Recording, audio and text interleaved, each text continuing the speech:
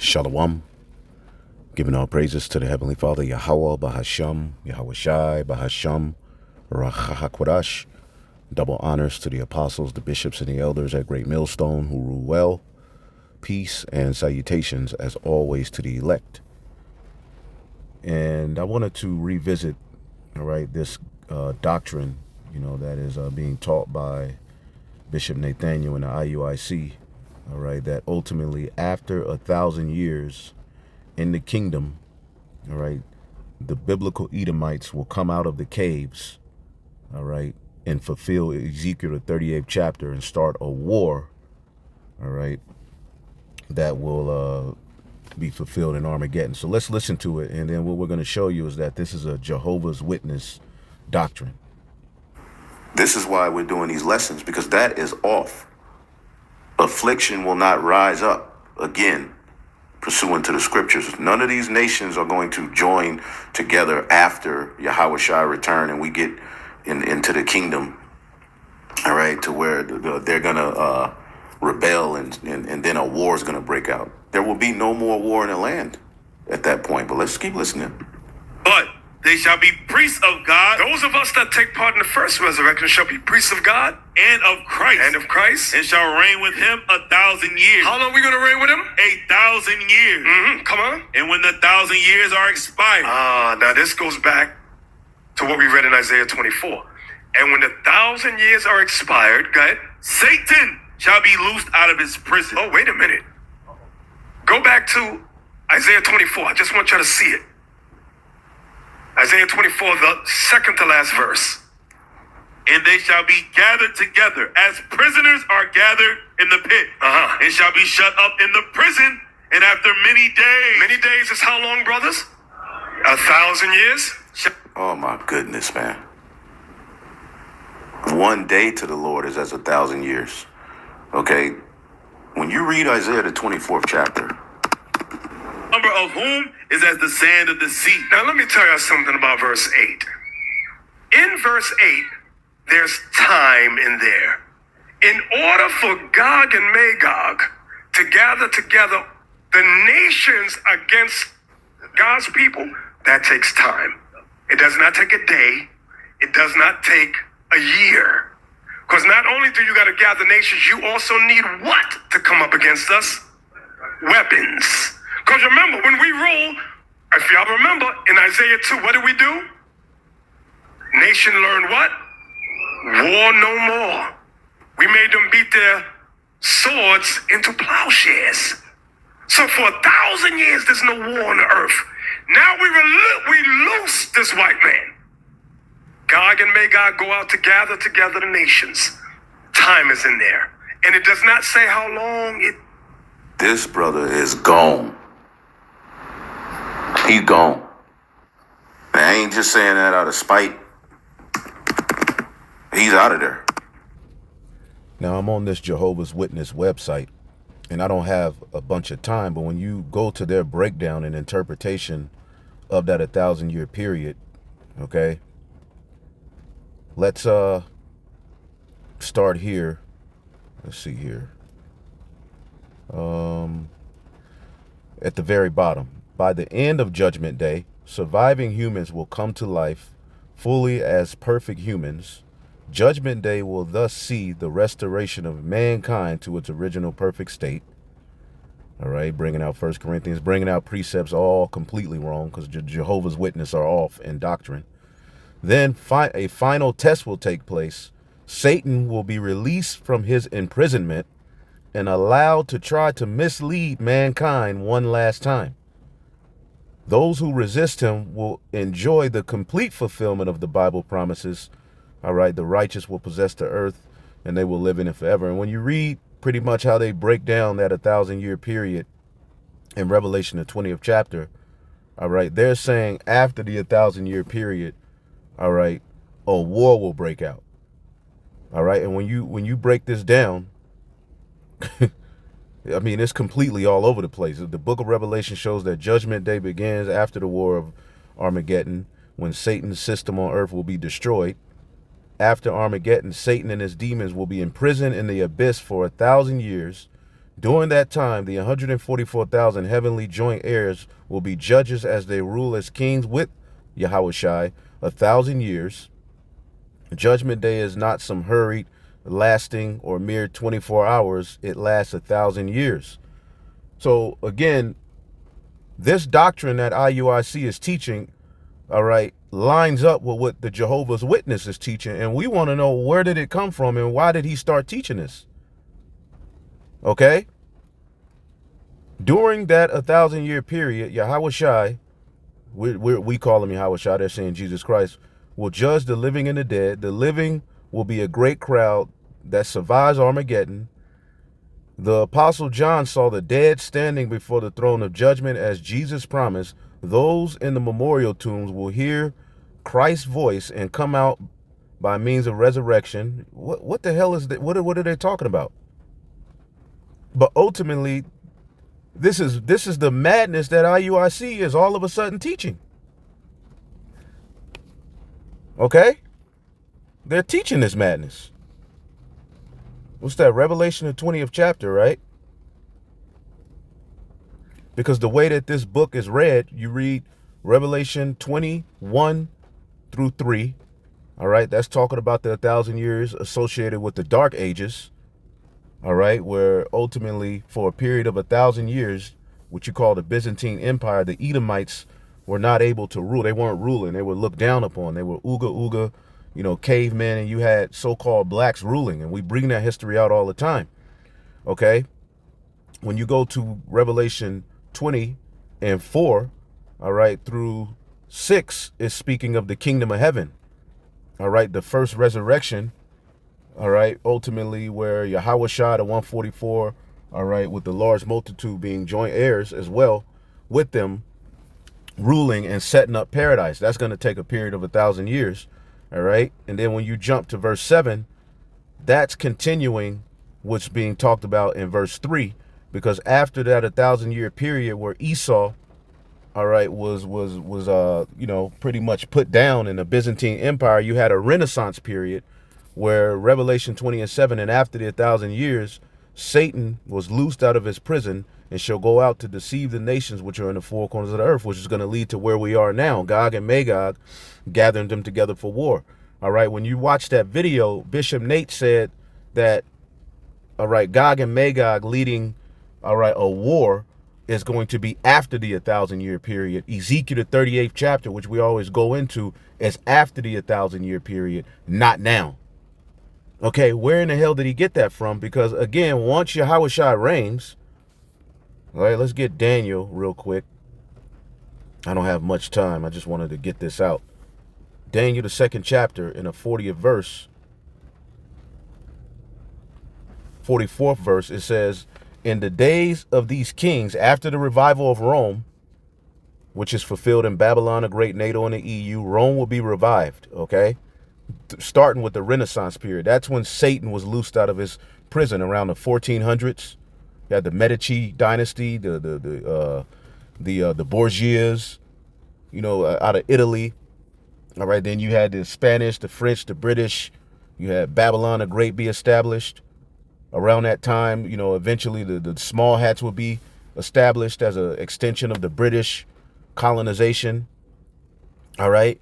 And ultimately that will be a fulfillment of Esau, all right, rebuilding, as it says in the book of Malachi. He would be loosed out of his prison, loosed out of that 1,000-year period after the Western Roman Empire fell. All right. Eventually he would rise back up again and the deadly wound would be healed. All right, pursuing the Revelation 13. But once Yahushua returns, okay, there won't be any affliction rising up again. Let's get that real quick. Affliction.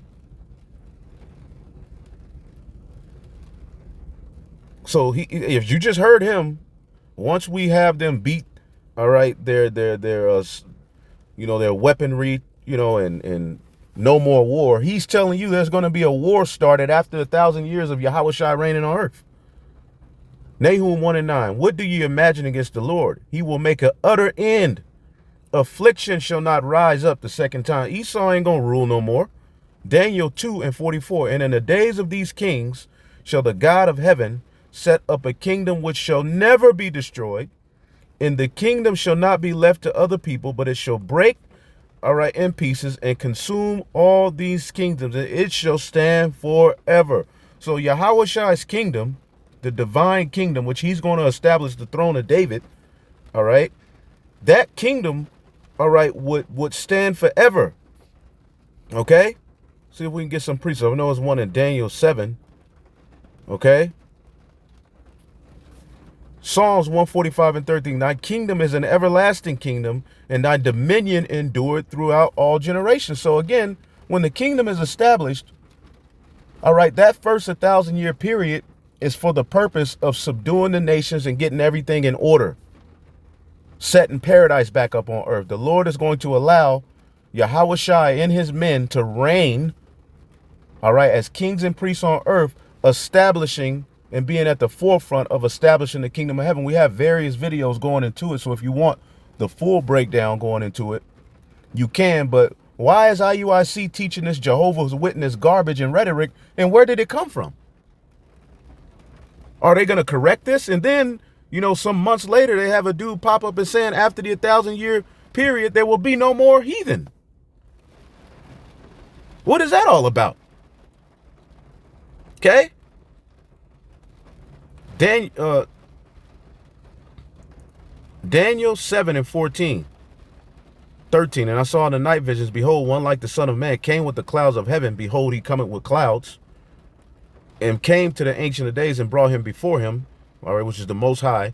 And there was given him dominion and glory and a kingdom, that all nations, languages should serve him. His dominion is an everlasting dominion which shall not pass away. His kingdom is that which shall not be destroyed, man. Okay, the kingdom of Yahweh will last forever, man. There won't be a break in it to where after 1,000 years, the heathen will be able to start a war.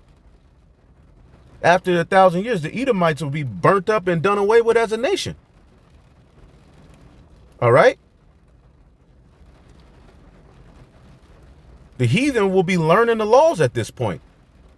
It's just that it's going to take 1,000 years to get everything in order. The earth is completely out of order. The heathen have some very bad habits to unlearn. All this concrete, the way of the earth, it has to be changed. 1,000-year period, the Lord is going to allow Yahweh and the elect to implement the law in the earth. All right, that's the one day it's going to take. All right, it took, all right, 6,000 years to create creation. Then you had the 1,000-year period, all right, which is the rest. So 7,000 years completed creation. All right, those days in the book of Genesis, the first chapter. All right, and it's been destroyed. Prophecy has played out. The heathen have ruled without the laws. The earth is completely out of order. That's why in Isaiah 24, the kings of the earth will be gathered together as prisoners. They're going to be what? Chained up. They're going to be bound and judged. See, and in that 1,000-year period, they will be in hardcore slavery, not sitting somewhere in a cave, all right, building weapons, all right, and gathering nations to come up against us. So Yahweh Shai and the 144 are going to be reigning, and they're not going to have the wherewithal to know that, all right, Esau, Edom is getting ready to start a war, Gog and Magog. Yo, that dude is gone, man. The bishop is gone. All right? And these doctrines with these camps are waxing worse and worse.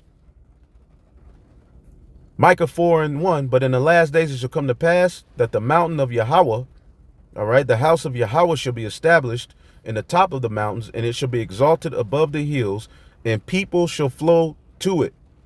Okay? The heathen are going to flow to the government of Yahweh Bashim Yahushai and learn righteousness. And many nations shall come and say, come, let us go up to the mountain of the Lord and to the house of the God of Jacob, and he will teach us of his ways, and we will walk in his paths, showing you they won't be in the new covenant. If they could be in the new covenant, they wouldn't have to be taught pursuant to the new covenant.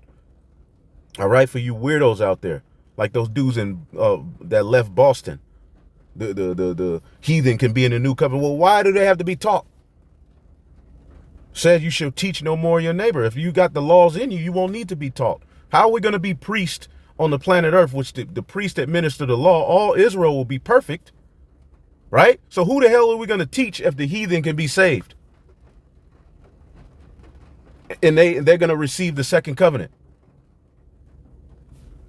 Anyway, for the law shall go forth of Zion and the word of the Lord from Jerusalem, New Jerusalem.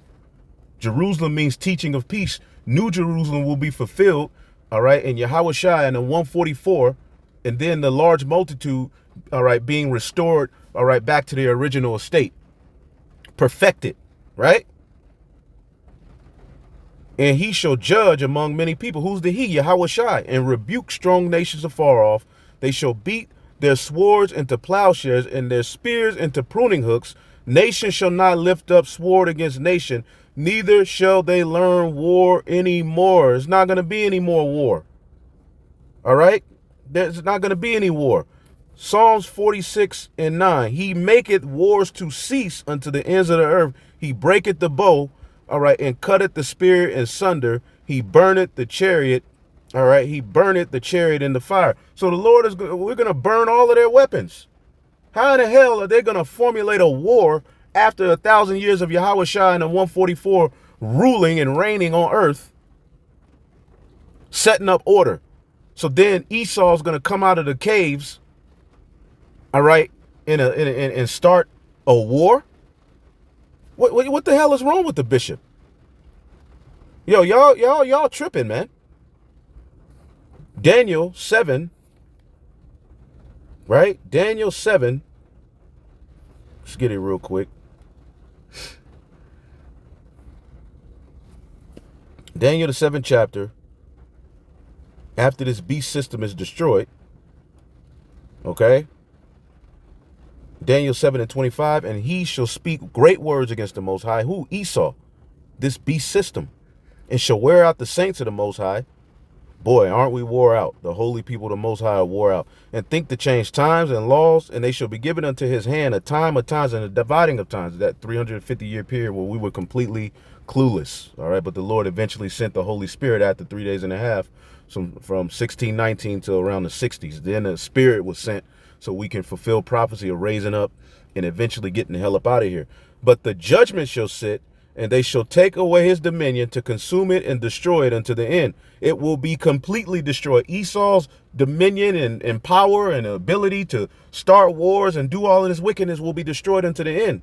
And the kingdom and dominion and the greatness of the kingdom under the whole heaven shall be given to the people of the saints of the Most High, whose kingdom is an everlasting kingdom, and all dominions shall serve and obey him. Obey Yahweh, Bahashem Yahushua, and the holy people, man. So this nonsense, all right, associated with after 1,000 years, Satan will be loosed from his prison, him and his minions, right? Look, during that time, the 144,000, all right, will be joint heirs, will be judges and rule as kings with Christ for 1,000 years, all right, and then Satan will be released from his imprisonment and allowed to try to mislead mankind one last time. Now, they're associating with the spiritual demon Satan. Satan is fulfilled in the man of sin, the biblical Edomites who come to do the bidding of Satan. See? But what is the bishop talking about?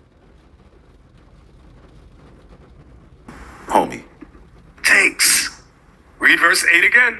And shall go out to deceive the nations which are in the four quarters of the earth, Gog and Magog, to gather them together to battle, the number of whom is as the sand of the sea. Read. And they went up on the breadth of the earth. And what they do? And compassed the camp of the saints about. So remember, Isaiah 2 again. The mountain of the Lord shall be exalted above all mountains and all hills. You got to look up at it. So they're going to say, you know what? We can defeat them. They got to get all the nations in agreement with that thing first. So read it again. When you get 2nd Esdras, the 13th chapter, these nations are going to come together to try to fight Yahushua. Let's get in this chapter. This is a lot, man. This is wicked. Yo, this is too much. They're going to try to fight against him when he returns. Right. Let's go to the point.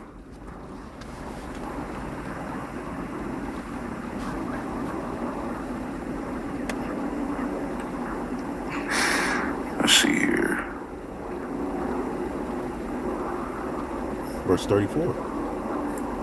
Can't see it? Shit. You got to read this chapter to, because when Yahushua returns, there's going to be war going on. Let's see here. This is the interpretation.